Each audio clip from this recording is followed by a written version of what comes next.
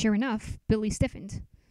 "Hi, Mrs. Miller," he mumbled out the corner of his mouth. I cocked my head in question. The two of them knew each other? A split second later, Grandma had let go of my hand to crush Billy in a tight embrace. Guess so. "Oh, Billy," she crooned, releasing him from the hug. "It's so good to see you. You're all grown up now. Last time I saw you, you were 4 feet tall and still wetting the bed." Laughter broke out among the crowd, and Billy's face darkened to a beet red. I gasped in horror. This was not happening. This could not be happening. My grandma, embarrassing the most popular kid in school, on my first day. Billy rolled around to face the crowd. "Shut up!" he growled. "She's lying, I swear." Was it too late to pretend the old woman had Alzheimer's and was just wandered into school by mistake? Absolutely no relation to me whatsoever. "Billy, this is my granddaughter, Maddie." Evidently it was. She shoved me forward, having no idea about the scene she was causing. "Maddie, do you remember Billy from back when you were little? He used to live down the street. I babysat him while his mother was at work." I stared at Billy. He stared back at me, his face a mixture of humiliation and fury. I read his expression clear as day. I was the one who would pay for this public embarrassment, and I would pay dearly. After all, the others might have eventually forgotten this fashion faux pas, but Billy would never forget this. "Come on, Grandma," I said, steering her toward the door marked main office. "I need to get my schedule." "Come on, Grandma," Billy mocked in a high-pitched voice as the elderly woman turned away. "Let's go home and play with unicorns." I glared at him, wanting nothing more than to smack him upside the head and wipe that ugly smirk off his face. What good would it do, really? There was no winning for me in this situation, and I knew it. So I sucked up my pride and turned away, following Grandma into the office, where she was talking to a secretary. "I think you're all set now, Maddie," she declared, handing me a slip of paper. "I've done my grandmotherly duties. Now you behave yourself on your first day." I sighed and took the schedule. "Thanks, Grandma," I said. "Have a great day, sweetie, and I'll see you back at the house tonight." Stepping out into the hall, she called out, "I'll even make you your favorite bunny rabbit cookies." Yes, the bunny rabbit cookies I liked back when I was 6 years old. The icing on the anecdotal cake. "Bye, Grandma," I said, resigning myself to my fate of school loser. I reluctantly stepped into the hallway and faced the masses again. "Aren't you going to say goodbye to Grandma?" Chelsea was teasing Billy, nudging him in the ribs. He glowered at her. "Shut the hell up," he growled. "I don't even know who that crazy loon was." "She certainly seemed to know you." "Billy, what's the bed? Billy, what's the bed?" Lucy chimed in a sing-song voice. "Shut up!" Billy roared. He met my eyes with his furious and full of hatred. "You're so dead, freak girl," he muttered under his breath. Then he pushed by me and into the crowd, which parted for him as it did before. His gang followed him, still giggling. Chad lagged behind, glancing backward. He caught my eye, gave a sheepish shrug, and mouthed the words, "Sorry." Then he and his friends turned the corner and disappeared. I stared after them, shocked by Chad's apology. I had not expected that. Maybe he was different from his friends. Not that it mattered. Nice or not, he was way out of my league, and I knew it. Still, he was so cute. So cute. "Wow, way to make a first impression," said a voice to my right as the crowd dispersed. I looked over to see the Elvis Costello boy on my right. He wore a black turtleneck, dark blue jeans, and thick black glasses over his brown eyes. Very hipster nerd chic. "I'm Matt," he said, holding out a hand. "And you, Maddie, have just embarrassed the most powerful kid in school." I didn't say anything, I protested weakly, knowing that it didn't matter. I was guilty by association, and while Billy couldn't retaliate against my grandma, he could and would make my life a living hell. I just knew it. This is so not how I wanted my first day to begin. Meh, it's really not about you, you know. Those guys hate pretty much everyone not in their immediate social circle. And that means 95% of the school. Funny when you consider that the same 95% loves them and worships the ground they walk on. I made a face. Well, not me. Count me in for the hating haters. Thank you very much. Except maybe Chad. He was different. But I wasn't about to admit that to Matt. The haters, Matt chuckled. That's a fitting name, actually. The bell rang, cutting him off. Gotta get to class, he said, winking at me. See you around. And don't let the haters get you down. Chapter 2.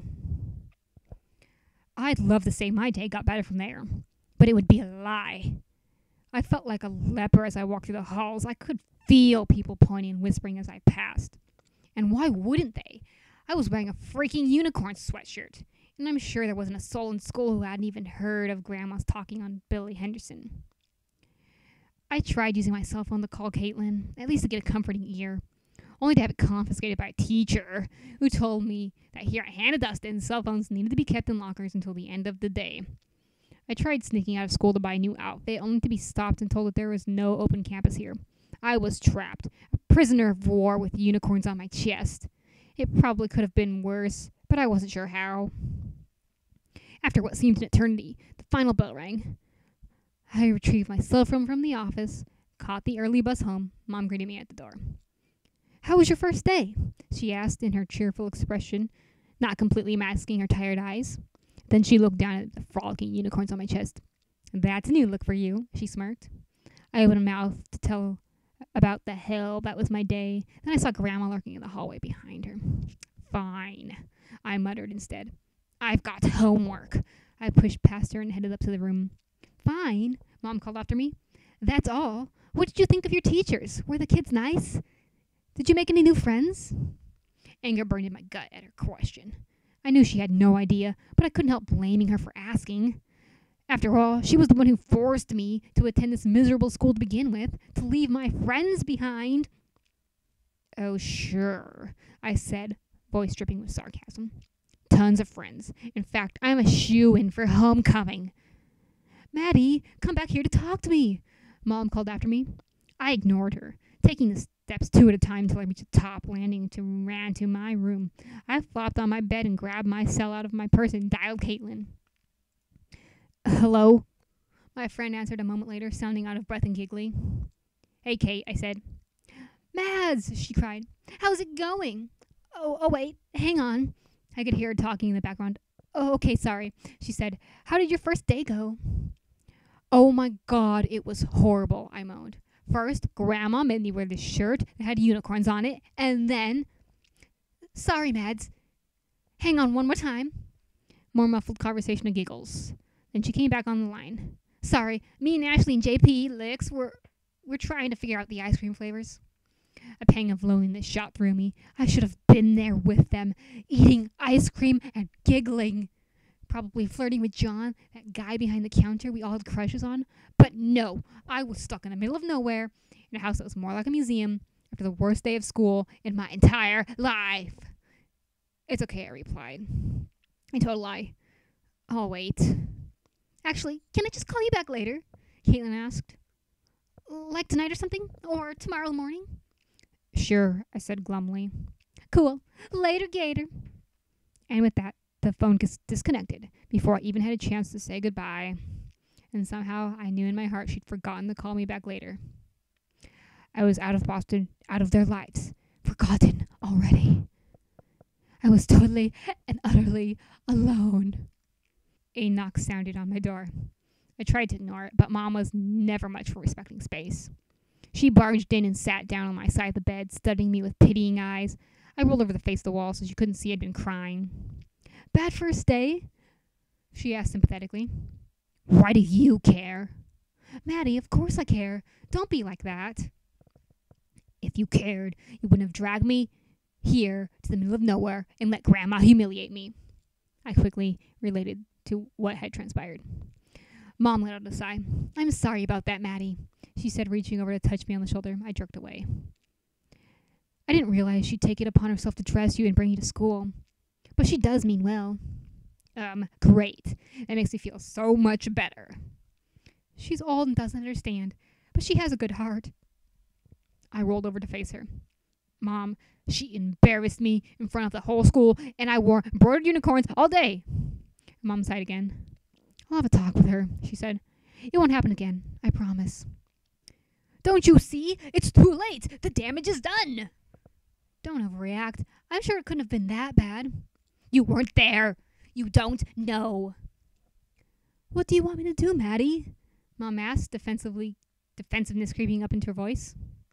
That was easy. Don't make me go back there. Let me go to my old school. Mom shook her head. That's not possible. Please. It wasn't possible only because she was so selfish.